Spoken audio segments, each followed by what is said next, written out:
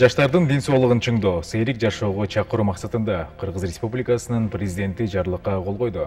Жетиштүү көлөмдө каражат бөлүнүп, колдоо көрсөтүлө баштайт. Жаш балдар арасында футбол чемпионат. Барыс футбол ойноону жакшы көрөбүз да. Качпайлы.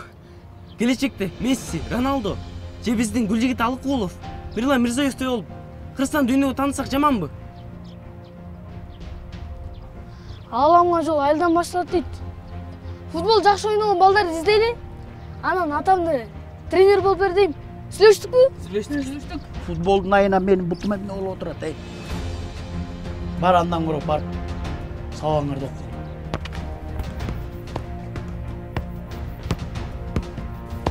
Бул чолоктун алып аласың өзүңө окшошту. Сага эмне жок? Бирок бүгүн ойногондорун көрүп, алдыга койгон максаттарын көрүп, менде да үмүт пайда болду. Балдарын чемпион болду десеңиздер, 13 марттан баштап Кыргызстандын бардык кинотеатрларына үй бүлөңүздөр менен келип көрүңүздөр.